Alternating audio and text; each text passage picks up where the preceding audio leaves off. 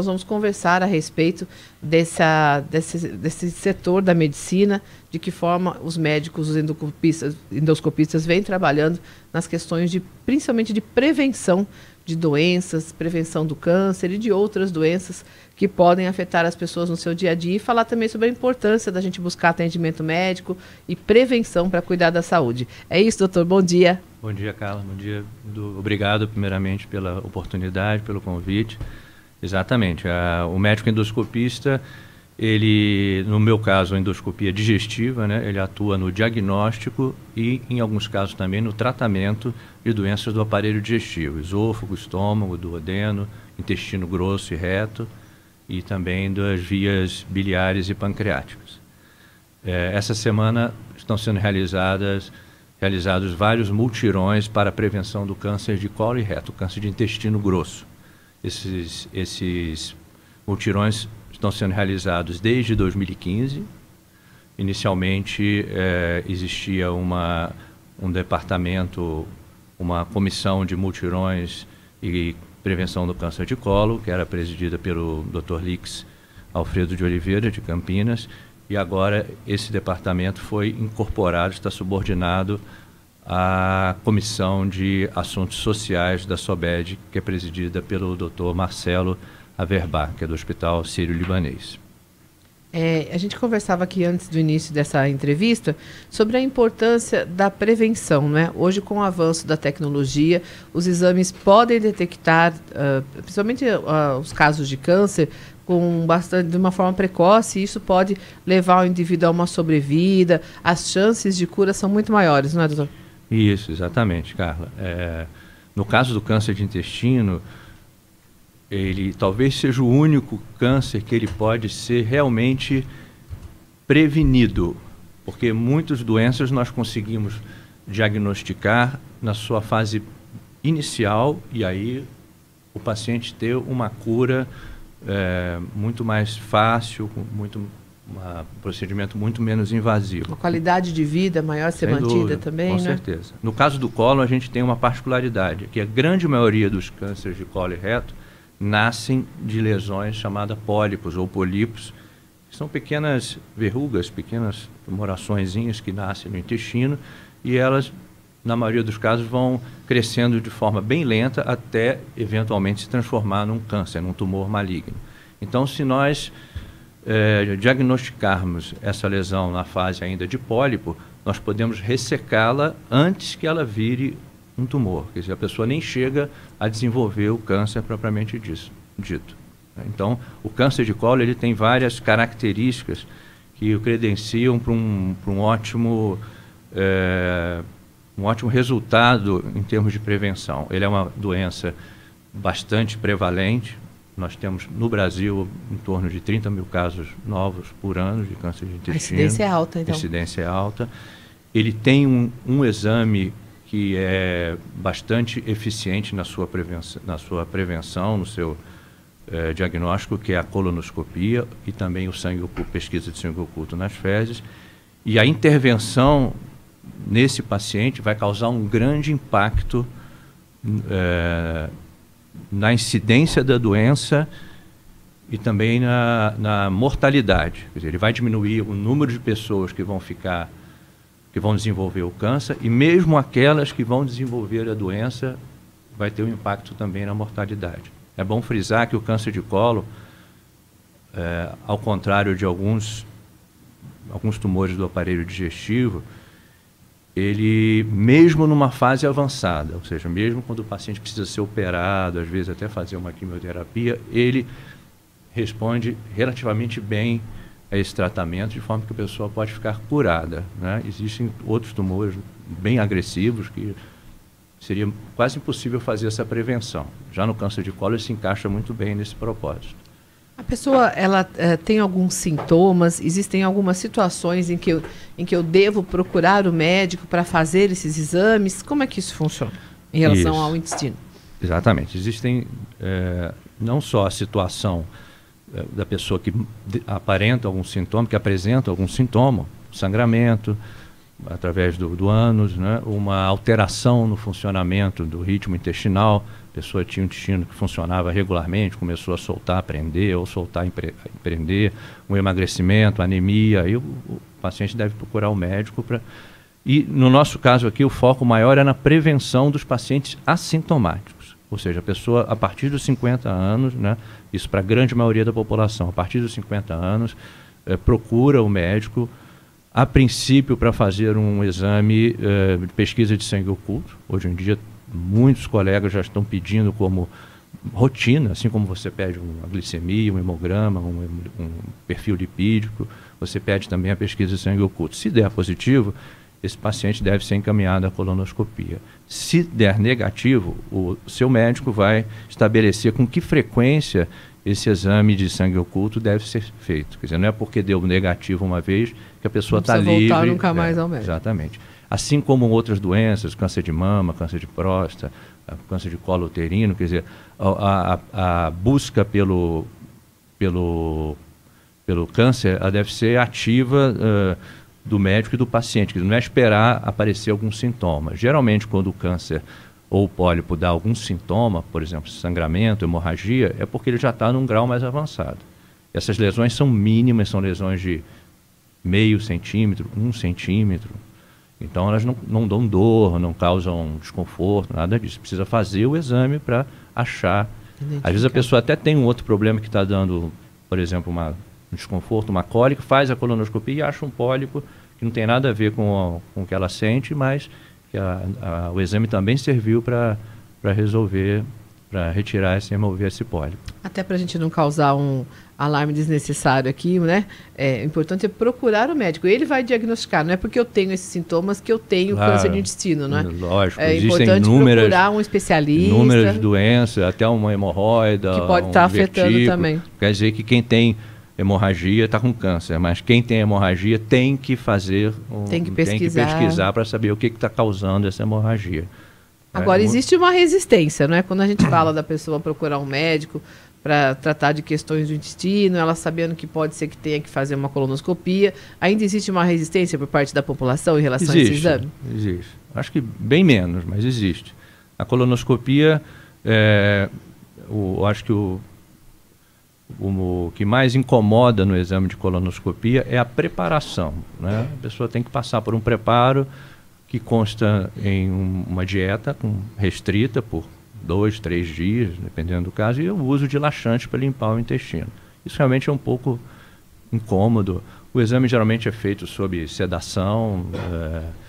A colonoscopia ela pode variar muito de uma pessoa para outra. Tem aquela pessoa que tem um intestino mais fácil, que não tem nenhum achado importante, e desde aquela que tem um intestino, por exemplo, muito longo, muito tortuoso, que já fez alguma cirurgia, tem alguma aderência. Então pode variar um pouco de indivíduo para indivíduo, mas em todos os casos ela deve ser feita. Fundamental é procurar um especialista. No estado de São Paulo, vamos falar aqui da nossa região onde a gente se encontra, doutor. A pessoa pode procurar uma clínica com a garantia que ela vai ser atendida por um endoscopista, ou é importante checar isso também antes de passar pelo exame? Ainda existem casos que não são especialistas que realizam esses exames. A recomendação da SOBED, da Sociedade Brasileira de Endoscopia, é que a endoscopia digestiva seja feita por um especialista da SOBED, um médico que tenha um credenciamento para realizar esse exame. É bom a pessoa certificar, né? E isso pode ser feito através do SUS, através da rede pública, através do seu plano de saúde, através do seu médico particular. O importante é procurar o médico. Não quer dizer necessariamente que você vai fazer endoscopia, necessariamente você vai passar por um procedimento. Não.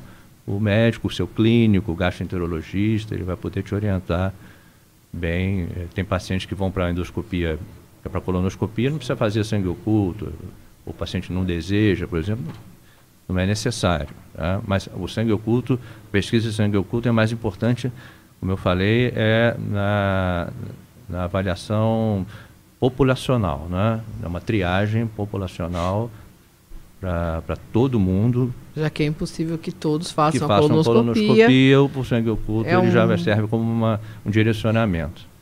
Muito bem, nós estamos conversando com o endoscopista Roberto Ciottolo. Bidu, tem perguntas? Com certeza. Doutor Roberto, bom dia.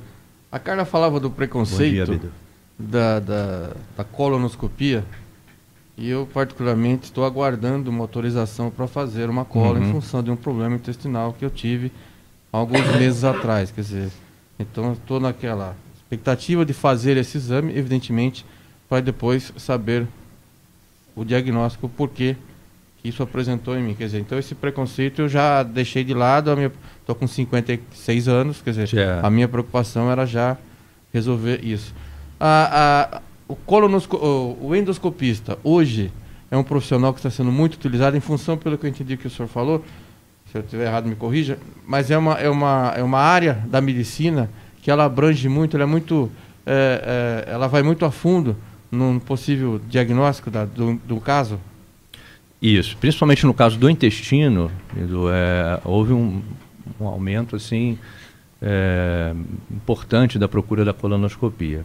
Para vocês terem uma ideia, na década de 80, quando a colonoscopia estava começando, a maioria dos aparelhos nem eram vídeo, eram aparelhos ópticos ainda, e era um exame mais difícil. Ninguém fazia colonoscopia assim para prevenção, você não chegava, isso era uma coisa imaginável, né? E mesmo nos casos em que a pessoa tinha sintomas, muitas vezes você tinha que fazer primeiro uma radiografia com contraste, que é um enema opaco, e aí se o raio-x desse alguma coisa, você ia para a colonoscopia. Isso também porque não era tão acessível, né? A colonoscopia, às vezes, tinha cidades que nem fazia esse exame.